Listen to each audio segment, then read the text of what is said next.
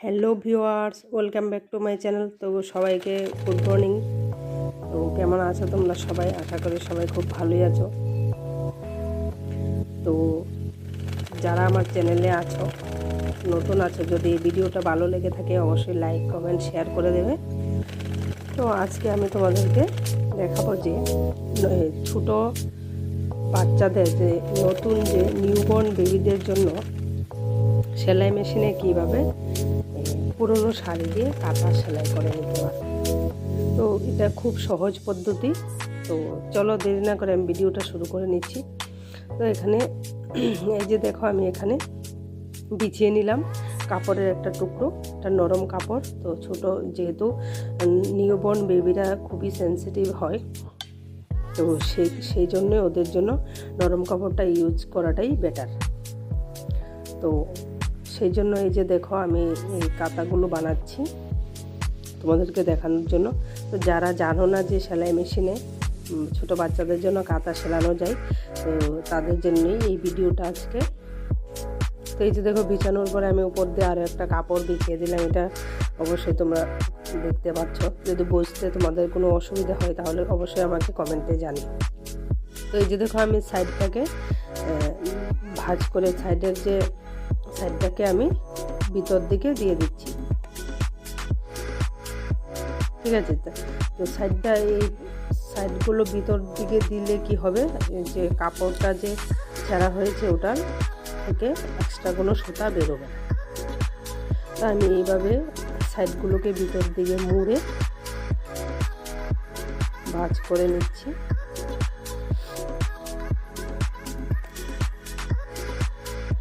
তো এই যে দেখো, সুন্দর করে আমার ভাঁজ করা হয়ে গেছে।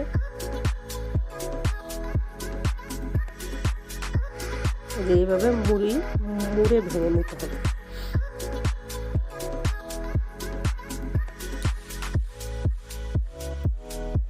আর কাপড়টা অবশ্যই নরম হতে হবে, নতুন কাপড়ে কিন্তু হয় না, তাহলে বাচ্চাদের প্রবলেম হয়।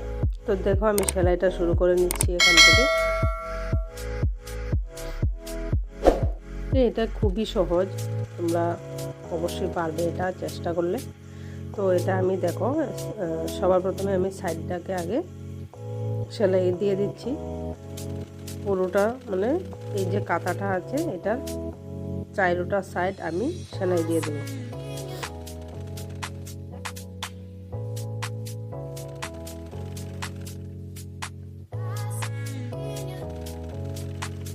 এই সাইডটাকে সেলাই করার সময় অবশ্যই ভালো করে ধরতে হবে। ধরে যদি কোনো জায়গাতে ভাঁজ যদি খুলে যায় তাহলে ভাঁজটাকে ভালো করে হাত দিয়ে দেবে। দিয়ে দেওয়ার পরে এটাতে সেলাই বসিয়ে নেবে।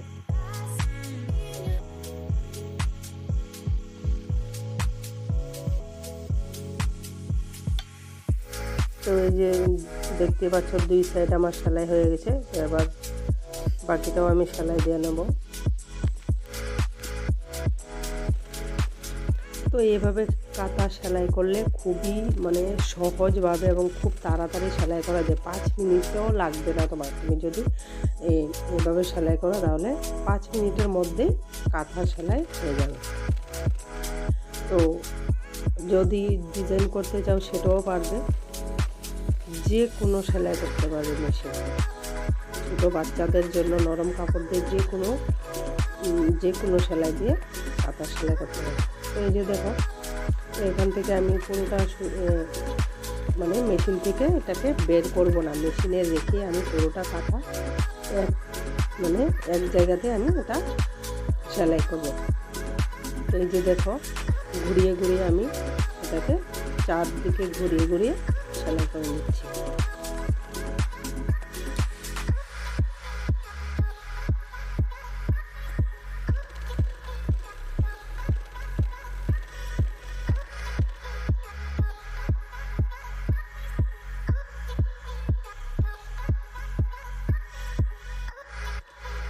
তো যখন কর্নারে চলে আসবে তখনই অবশ্যই কাঁথাটাকে ঘুরিয়ে নেবে।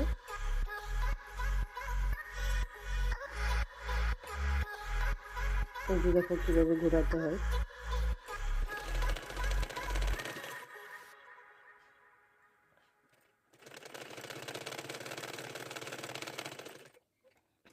তো আমি আশা করি ভিডিওটা তোমাদের অবশ্যই ভালো লাগবে।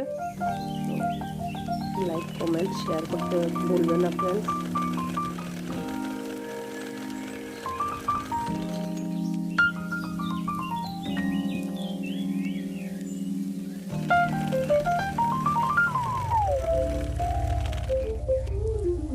এইভাবে কিন্তু আমি পুরোটা কাঁথা সেলাই করা কমপ্লিট করে নেব।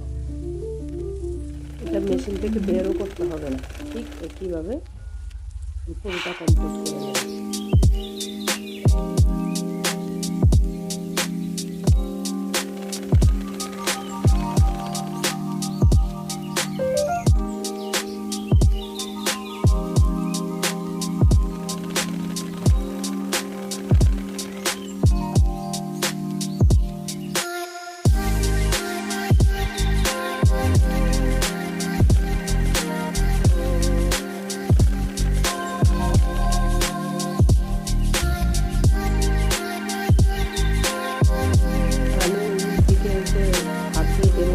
কারণ এখানে সুতাটা না হলে টানবে, সুতাটা টেনে কাঁথাটা একসাথে সমান পাচ্ছে, সেই জন্য আমি কিন্তু সামনে দিকে টানছি। কাঁথাটা সেলাই করার সময় অবশ্যই তোমরা 5 জল করে নিয়ে আসবে এগুলো কাঁথা, তার কারণ কাঁথার স্টিচটা তো একটু বড় হয়, বড় করে দিতে হয়, সেই জন্য কাঁথাটা সেলাই করার সময় অবশ্যই তোমরা সেলাইয়ের যে নম্বরটা আছে সেটা তোমরা 5 নম্বরে নিয়ে তারপরে সেলাইটা শুরু করো। আমি কিন্তু এটা 5 নম্বরে দিয়ে কিন্তু আমি সেলাইটা করবো। আমি এখানে সাদা সুতা ইউজ করি,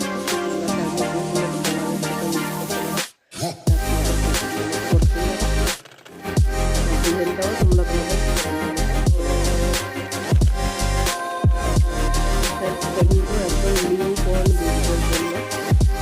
ওদের শরীরটা খুব নরম থাকে, এই জন্যই বাড়ানো হয়, সেখানে নরম থাকা খুবই জরুরি।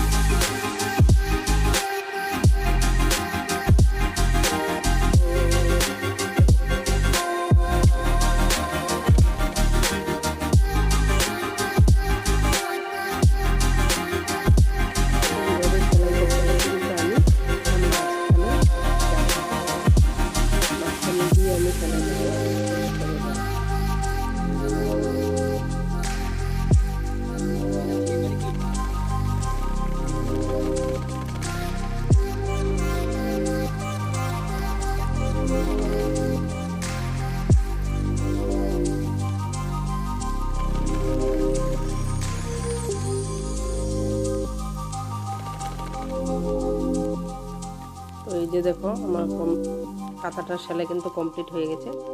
লাস্ট সেলাইটা দিয়ে দিচ্ছি।